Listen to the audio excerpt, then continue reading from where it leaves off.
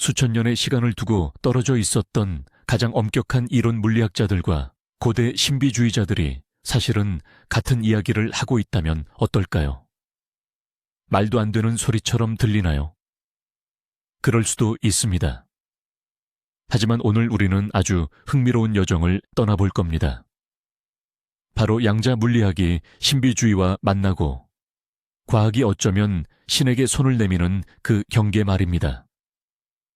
마음의 준비를 하세요.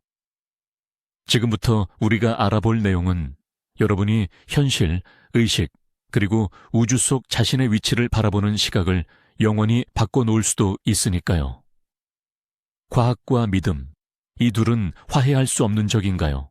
아니면 동전의 양면일까요? 지금 바로 댓글로 여러분의 의견을 남겨주세요. 영상 마지막에 이 주제에 대해 다시 이야기해 보겠습니다. 자, 시작합니다. 수세기 동안 세상은 우리에게 단순하고 명확한 곳으로 여겨졌습니다. 한쪽에는 과학이 있었죠. 견고한 사실, 객관적인 법칙, 물질적인 사물의 세계 말입니다. 사과는 아래로 떨어지고 행성은 예측 가능한 궤도를 돌고 모든 것을 측정하고 무게를 재고 계산할 수 있었습니다. 그리고 다른 한쪽에는 신비주의와 종교의 세계가 있었습니다. 믿음, 직관, 주관적인 경험, 그리고 비물질적인 실체의 세계였죠. 이 두 세계는 사실상 거의 교차하지 않았습니다. 과학자들은 신비주의자들의 옛날 이야기를 비웃었고, 신비주의자들은 과학자들이 사물의 진정한 본질을 보지 못하는 장님이라고 여겼습니다. 하지만 20세기 초 모든 것이 바뀌었습니다. 막스 플랑크, 알베르트 아인슈타인, 닐스 보어, 베르너 하이젠베르크와 같은 뛰어난 지성들이 원자 내부를 들여다보았죠. 그리고 그들이 그곳에서 본 것은 기존의 세계관을 송두리째 무너뜨렸습니다. 고전 물리학은 먼지로 변해버렸고 그 자리를 새롭고 기묘하며 역설적인 과학, 바로 양자역학이 차지했습니다. 그리고 이 양자역학이야말로 겉보기에는 전혀 양립할 수 없을 것 같았던 두 세계 사이에 예상치 못한 다리를 놓았습니다. 자, 양자세계의 가장 근본적인 충격부터 시작해 봅시다. 예를 들어 전자와 같은 기본 입자를 상상해 보세요. 우리가 살고 있는 이 익숙한 세계에서 물체는 그냥 물체죠. 공은 명확한 형태를 가지고 한 곳에 존재합니다. 하지만 미시세계에서는 상황이 완전히 다릅니다. 전자는 아주 작은 알갱이, 즉 입자처럼 행동하기도 하고 동시에 공간에 퍼져 있는 확률의 파동처럼 행동하기도 합니다. 이 두 가지를 동시에요. 이 현상을 입자파동 이중성이라고 부릅니다. 다시 말해, 우리 우주의 근본적인 벽돌조차 자신이 무엇인지 결정하지 못하고 두 가지 형태로 동시에 존재하는 셈입니다. 좀 더 쉽게 설명하자면 여러분이 의자에 앉아있는 사람인 동시에 여러분의 존재 자체가 방 전체에 흐릿하게 퍼져 있는 가능성이라고 상상해 보세요. 말도 안 되게 들리겠지만 이것이 바로 우리 자신을 포함하여 주변의 모든 것을 이루는 현실의 근본입니다. 이것은 과학자들에게 가장 기본적인 수준의 현실이 우리가 생각했던 것보다 훨씬 더 유연하고 불확실하다는 것을 암시하는 첫 번째 신호였습니다. 한편 신비주의자들은 수천 년 동안 눈에 보이는 세계는 마야, 즉 환영일 뿐이며 진정한 현실은 유동적이고 다면적이라고 말해 왔습니다. 하지만 더 놀라운 사실은 따로 있습니다. 과학자들은 전자가 입자일지 파동일지를 어떻게 결정하는지 시험해 보기로 했죠. 바로 유명한 이중 슬릿 실험입니다. 간단히 말해서 전자를 아무도 지켜보지 않을 때 전자는 파동처럼 행동하며 두 개의 틈을 동시에 통과하고 화면에 특징적인 간섭 무늬를 만들었습니다. 하지만 전자가 어느 틈을 통과하는지 확인하기 위해 관측 장치, 즉 탐지기를 설치하자마자 전자는 즉시 파동 상태가 붕괴되며 오직 하나의 틈으로만 통과하는 일반적인 입자처럼 행동하기 시작했습니다. 이 현상은 관찰자 효과라는 이름을 얻게 되었죠. 단순히 관찰한다는 행위 자체가 실험의 결과를 바꿔놓은 것입니다. 이게 어떤 의미인지 아시겠습니까? 양자역학적 수준에서 현실은 우리가 그것을 관찰하는지 여부에 따라 문자 그대로 반응합니다. 우리가 관찰하지 않을 때는 그저 확률의 안개 상태로만 존재합니다. 하지만 관찰이라는 행위가 우주에게 선택을 강요하고 구체적인 형태를 갖도록 만듭니다. 이는 관찰자와 독립적인 객관적 실제가 존재한다고 주장했던 기존의 모든 고전 과학에 엄청난 충격을 주었습니다. 알고 보니 우리는 우주라는 연극의 단순한 방관자나 수동적인 관객이 아니었습니다. 우리는 우리의 관심만으로도 그 무대 자체에 영향을 미치는 직접적인 참가자였던 겁니다. 자, 여기서 우리는 신비주의와의 첫 번째 접점을 만나게 됩니다. 고대 우파니샤드부터 현대 뉴에이지 흐름에 이르기까지 수많은 영적 가르침의 핵심 주제는 무엇일까요? 바로 의식이 현실을 창조한다는 것입니다. 당신의 주의가 향하는 곳이 커진다. 생각은 물질이다. 세상은 당신 내면 상태의 반영이다. 수천 년 동안 이것은 그저 아름다운 은유나 심리학적인 기법 정도로만 여겨져 왔습니다. 하지만 양자 물리학의 관찰자 효과가 등장하면서 이 생각에 거의 문자 그대로의 의미가 부여된 것입니다. 물론 대부분의 물리학자들은 여기서 말하는 관찰자가 인간의 의식이 아닌 모든 측정 장치라고 주장합니다. 그럼에도 불구하고 그 원칙 자체는 놀랍습니다. 측정 행위, 즉 정보를 얻는 행위 자체가 물리적 현실을 근본적으로 변화시킨다는 것입니다. 물리학자 존 폰 노이만과 노벨상 수상자 유진 위그너 같은 몇몇 용감한 사상가들은 더 나아가 의식이야말로 파동 함수를 붕괴시키는 궁극적인 측정자라고 주장했습니다. 아마도 고대의 현자들이 깊은 명상에 잠기면서 이 우주의 근본 법칙을 직관적으로 발견했던 것일지도 모릅니다.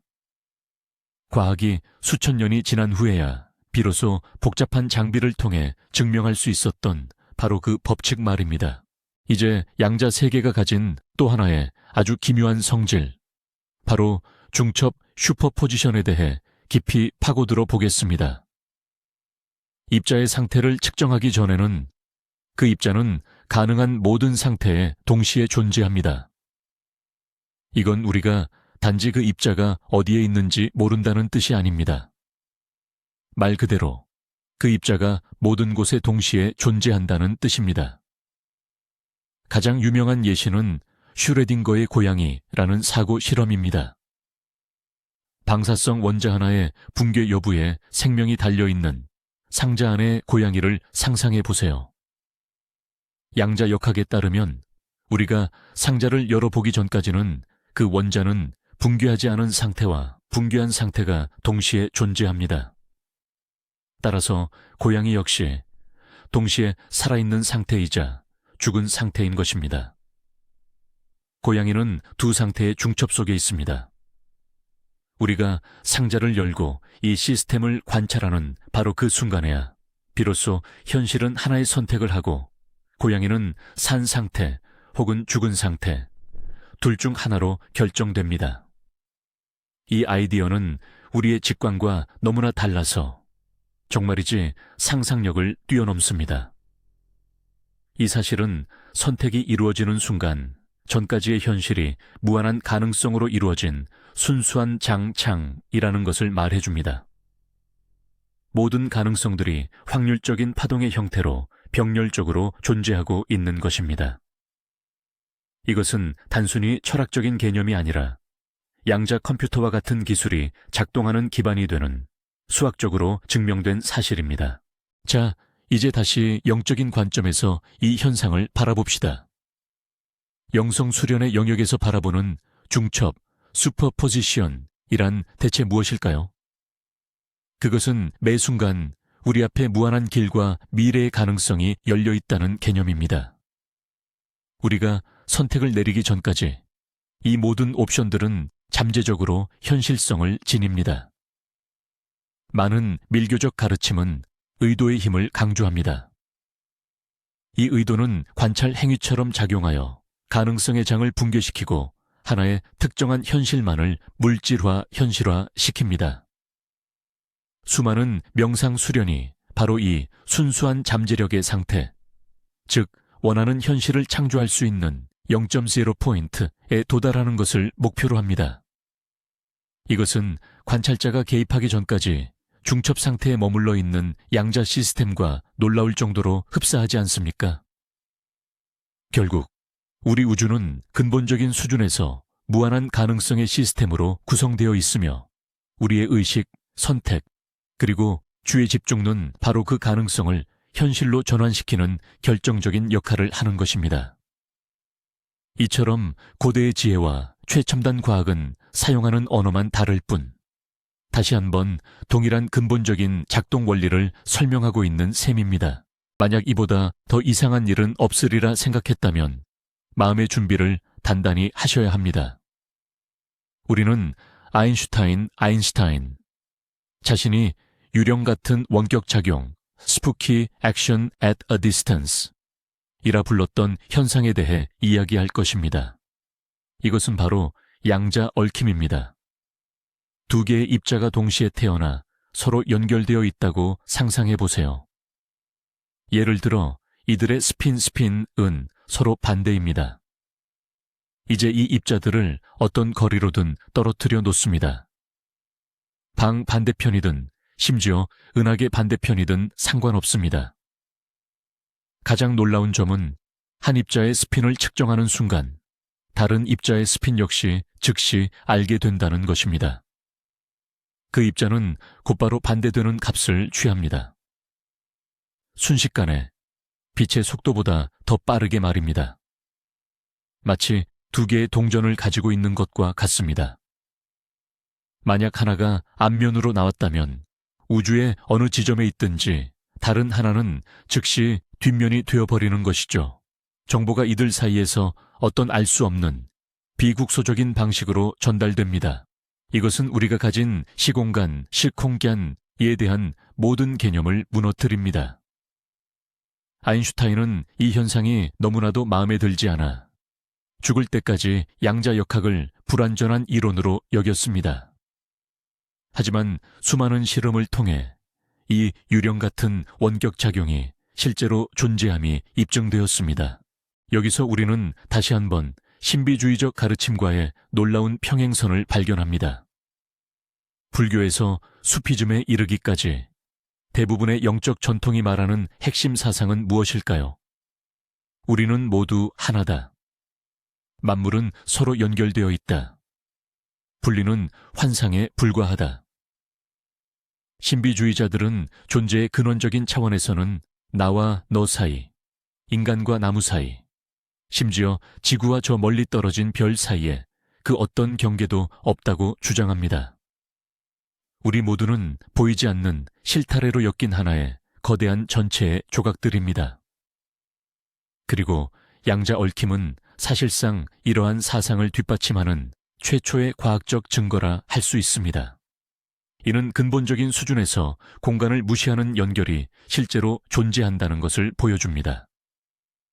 수십억 광년 떨어져 있어도 얽힌 두 입자는 개별적인 두 물체가 아니라 하나의 단일 시스템처럼 작동합니다. 어쩌면 만물의 통일성에 대한 신비주의자들의 직관적인 확신은 단순히 아름다운 시적 은유가 아닐지도 모릅니다.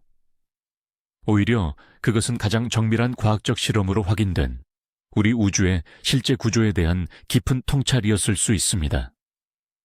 우리는 정말로 모두 서로 얽혀 있는 것입니다.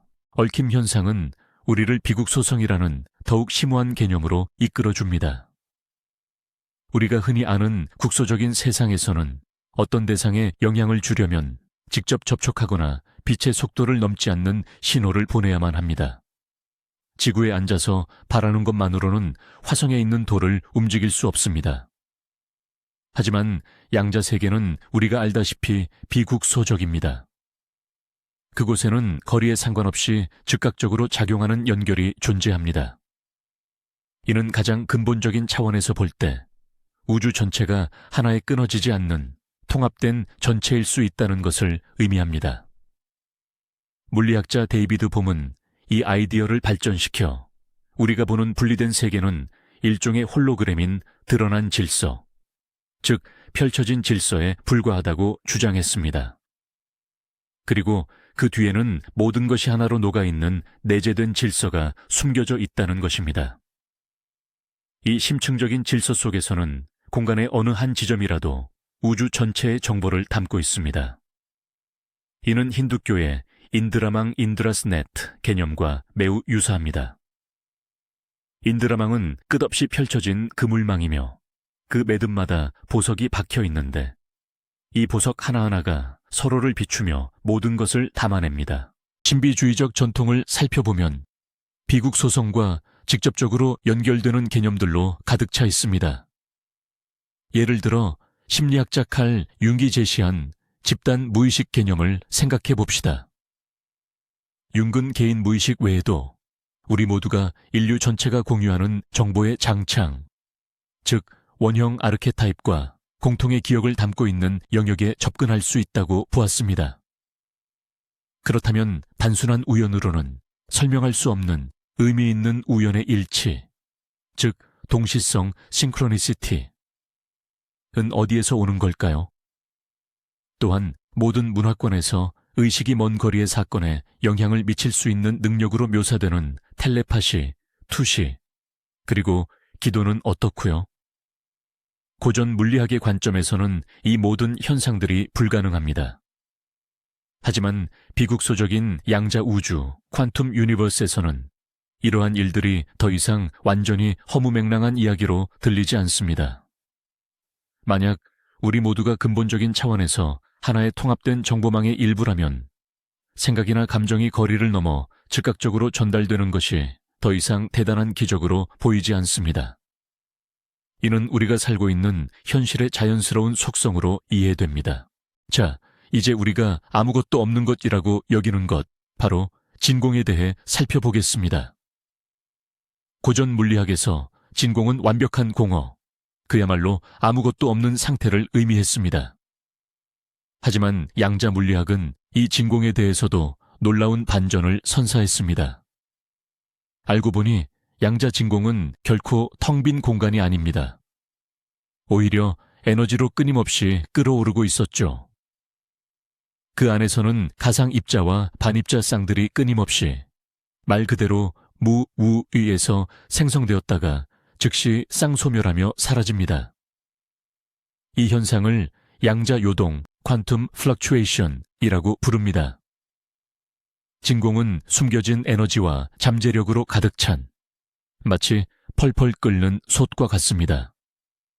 일부 추정치에 따르면 단 1세제곱센티미터의 진공에 담긴 에너지가 우리가 알고 있는 우주 전체 물질의 에너지를 능가한다고 합니다. 다시 말해 우리가 보는 모든 것, 즉 별, 은하, 심지어 우리 자신까지도 이 무한한 에너지의 바다 표면에 이는 아주 작은 잔물결에 불과하다는 것입니다. 우리의 물질적인 우주 자체도 바로 이 진공에서 발생한 단 하나의 거대한 요동의 결과로 탄생했을 가능성이 있습니다. 결국 우리가 아무것도 아닌 것이라고 여겼던 무우가 사실은 모든 것 유의 근원인 셈입니다. 이렇듯 현대과학의 이 관점은 전 세계의 우주론적 신화와 신비주의적 개념들과 놀라울 만큼 맞닿아 있습니다. 많은 고대 문화에서 우주는 태초의 혼돈 혹은 끝을 알 수 없는 공허나 원시의 대양에서 탄생한다고 말합니다. 힌두교에서는 만물을 관통하며 모든 형태의 근원이 되는 미세하고 초감각적인 근원적 실체를 아카시아라고 부릅니다. 도교에서는 만물이 태어나는 표현, 불가능하고 보이지 않는 근원을 도다오라고 합니다. 이 모든 개념은 물질 세계가 존재하기 이전에 있었던 순수한 잠재력의 장창을 묘사하고 있습니다. 양자 진공 이론은 본질적으로 이러한 고대의 통찰에 현대 과학적 명칭을 부여한 것이나 다름없습니다. 신비주의자들이 신셴, 절대자, 도다오 또는 아카샤라고 불렀던 바로 그것을 오늘날 물리학자들은 양자 진공이나 영점장, 링디엔창이라고 칭합니다. 이는 결국 우리가 아는 이 질서 잡힌 세계의 근간에는 보이지는 않지만 무한히 강력한 만물의 근원이 존재한다는 바로 그 동일한 개념인 것입니다. 흥미롭게도 양자역학의 창시자들 스스로가 자신들의 발견이 가진 철학적 깊이를 명확히 인지하고 있었다는 점입니다. 그들은 단순히 방정식을 풀이하는 기술자 수준에 머물지 않았습니다. 오히려 자신들의 발견이 현실의 본질에 대해 어떤 의미를 갖는지 깊이 있게 사색했던 심오한 사상가들이었습니다. 예를 들어 닐스 보어는 이중성의 개념에 너무나 깊이 감명받은 나머지 자신의 문장에 음양 심볼을 새겨넣고 대립되는 것은 모순되지 않고 오히려 상호 보완적이다 라는 문구를 넣었습니다.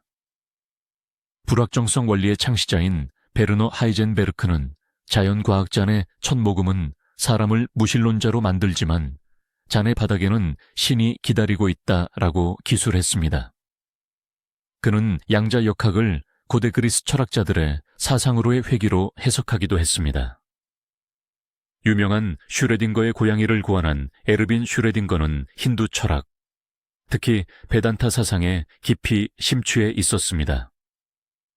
이 과학의 천재들은 자신들이 단순한 물질 세계를 기술하는 차원을 훨씬 넘어선 그 이상의 무언가에 접촉했음을 알고 있었습니다. 그들은 새로운 물리학이 새로운 형이상학을 요구한다는 사실을 깨달은 것입니다. 동양 철학에 대한 깊은 애착을 가졌던 에르빈 슈레딩거에게 잠시 주목해 보겠습니다. 그는 베단타 철학의 근간을 이루는 고대 인도 경전인 우파니샤드를 연구했습니다. 베단타의 핵심 사상은 개인의 의식인 아트만과 우주의 보편적 의식인 브라흐만, 비라만이 본질적으로 동일하다는 것입니다. 다시 말해 가장 깊은 차원에서 모든 생명체의 의식은 하나로 통일되어 있습니다. 수많은 개별적인 나가 존재하는 것이 아니라 오직 하나의 통일된 의식이 수많은 형태를 통해 자신을 경험하고 있을 뿐이라는 거죠. 이 점에 대해 노벨 물리학상 수상자인 슈레딩거는 이렇게 썼습니다. 제가 인용해 보겠습니다. 우리가 관찰하는 다중성, 두어종식은 단지 외양일 뿐이며 사실 의식은 언제나 단수 싱구럴로 존재한다. 그는 양자역학의 발견, 즉 모든 것의 통일성과 상호 연결성이 바로 이러한 고대 지혜에 대한 과학적 증명이라고 여겼습니다. 한번 상상해 보세요.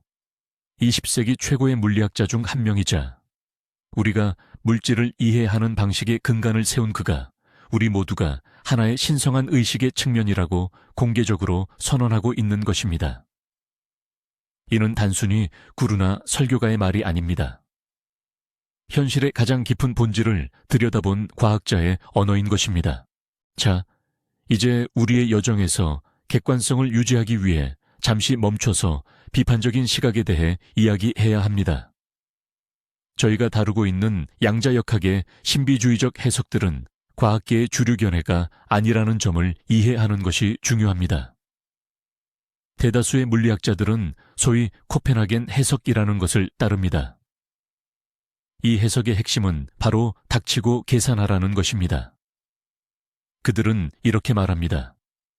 맞아, 양자 세계는 이상하지만 우리의 방정식이 이 세계를 완벽하게 설명하며 덕분에 레이저, 컴퓨터, 심지어 원자폭탄까지 만들 수 있다.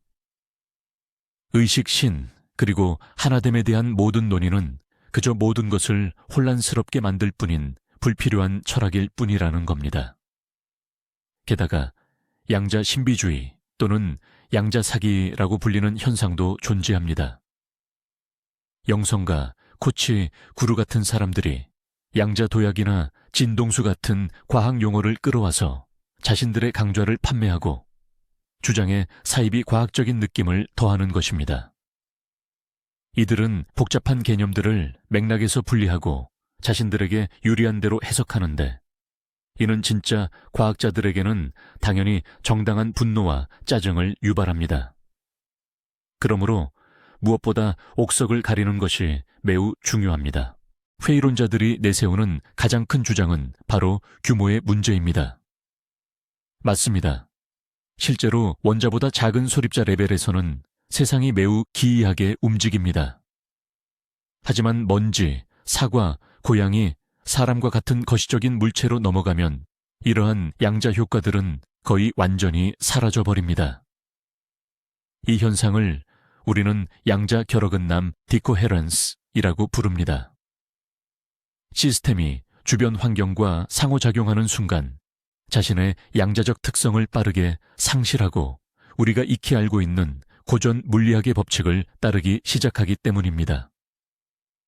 비판론자들은 바로 이 지점에서 미시 세계의 법칙을 우리의 일상생활에 그대로 대입해서는 안 된다고 지적합니다. 전자가 동시에 두 곳에 존재할 수 있다고 해서 당신이 집에서 쉬면서 동시에 직장에 나가 있을 수는 없다는 말입니다. 관찰 행위가 입자에 영향을 준다는 사실이 우리가 염력으로 숟가락을 구부리거나 병을 고칠 수 있다는 것을 뜻하지도 않습니다. 이러한 직접적인 적용은 명백히 추악하고 부적절한 단순화입니다. 그리고 이 부분에 대해서는 비판론자들의 말이 분명히 맞습니다. 그것이 세계의 물체들은 자신들만의 훨씬 더 예측 가능한 법칙에 따라 움직이기 때문입니다. 하지만 여전히 남는 근본적인 질문이 있습니다. 대체 이 두 세계의 경계는 정확히 어디에 있는 것일까요? 바로 이 지점에서 양자 세계와 인간 의식의 영역을 연결하려는 매우 대담하면서도 논쟁적인 이론들이 등장합니다. 이 중 가장 유명한 것은 저명한 물리학자이자 수학자인 로저 펠로즈와 마취과 의사인 스튜어트 하메로프의 공동 이론입니다. 이들은 우리의 의식 자체가 하나의 양자 과정이라고 주장했습니다. 그들에 따르면 이 과정은 우리 뇌 뉴런 내부에 있는 단백질 구조인 미세소관 마이크로튜블에서 일어납니다. 이들의 가설은 바로 이 아주 작은 구조물, 즉 미세소관 속에서 양자 간섭성, 퀀텀 코헤런스이 유지될 수 있으며, 이는 시스템이 결풀림 디코헤런스, 현상 없이 양자적 속성을 보존할 수 있다는 의미입니다. 그리고 그곳에서 파동함수의 객관적 환원, objective reduction이 발생하며 우리는 이를 의식의 행위나 자유로운 선택으로 인지한다는 것입니다. 물론 이 이론은 매우 논란이 많고 반대론자들도 상당합니다.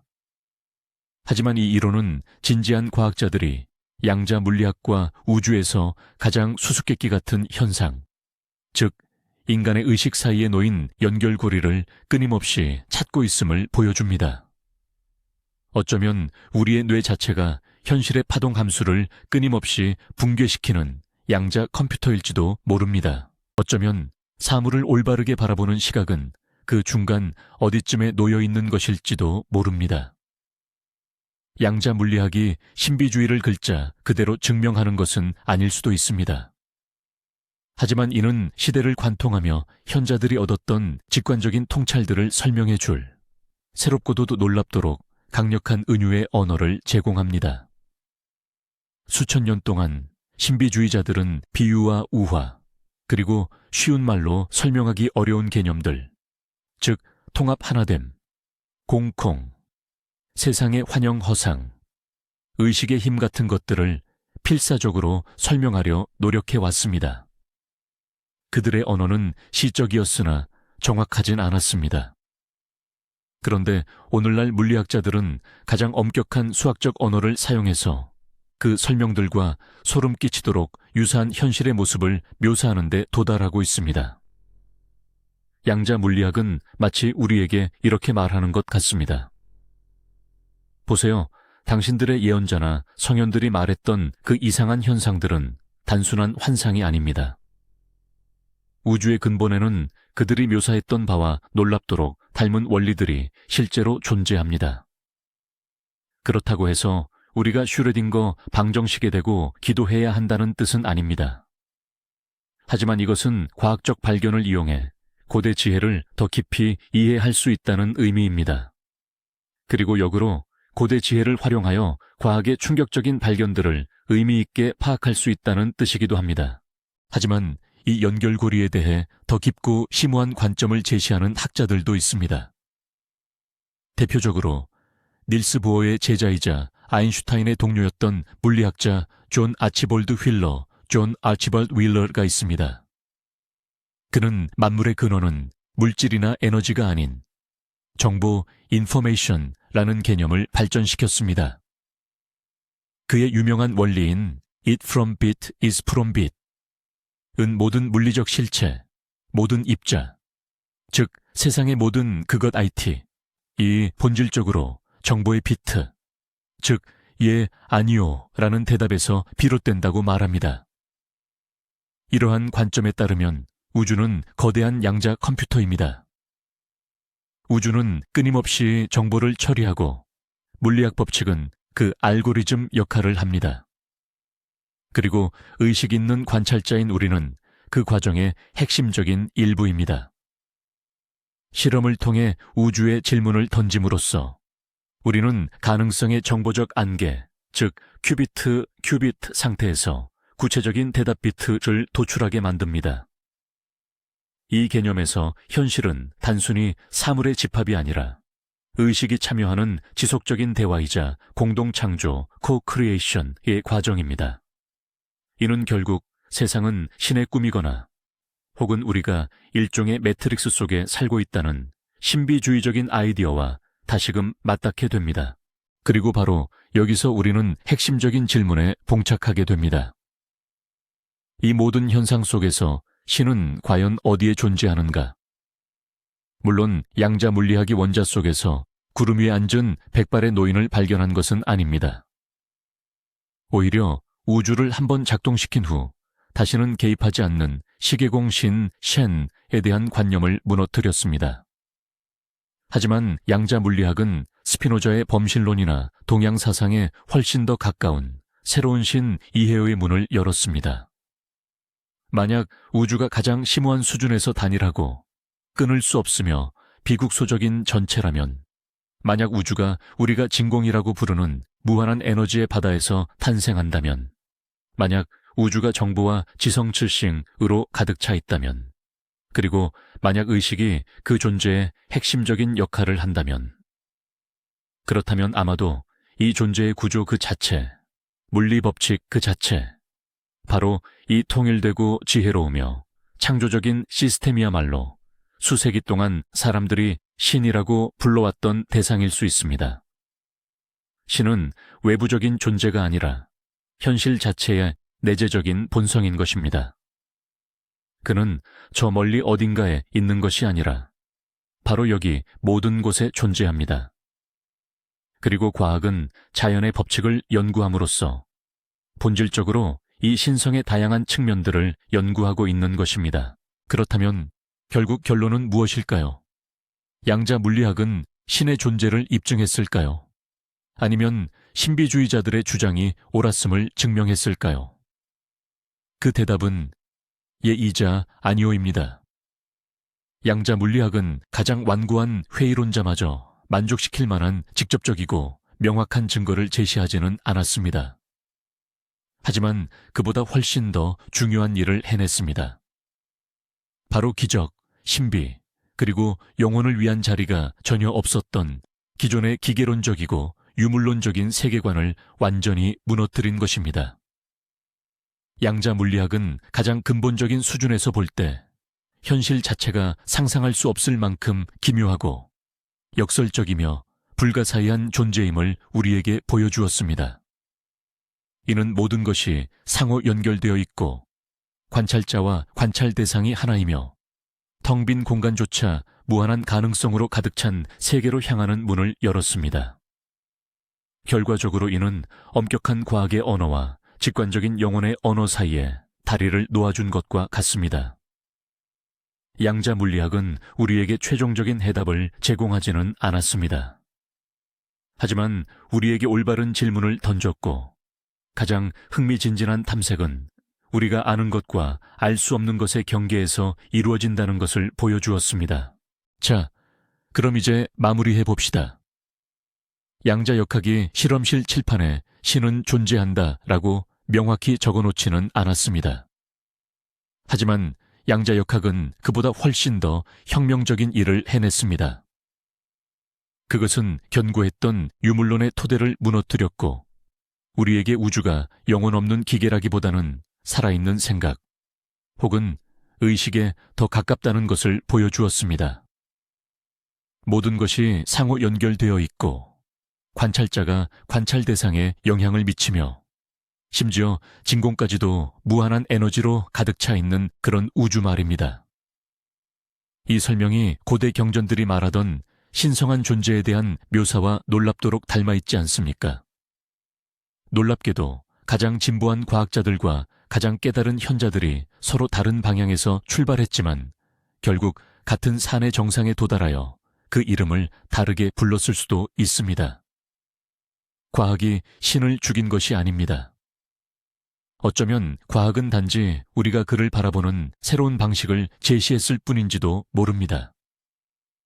만약 이 영상이 여러분에게 생각할 거리를 던져주었다면 과학과 미지의 영역이 만나는 새로운 탐구를 놓치지 않도록 꼭 좋아요를 누르고 채널을 구독해 주세요. 그리고 여러분에게 드릴 가장 중요한 질문입니다. 여러분은 과학과 믿음 사이에 경계선이 어디에 있다고 보십니까? 과연 이 둘이 언젠가 하나로 통합될 수 있을까요? 여러분의 생각을 댓글로 남겨주세요.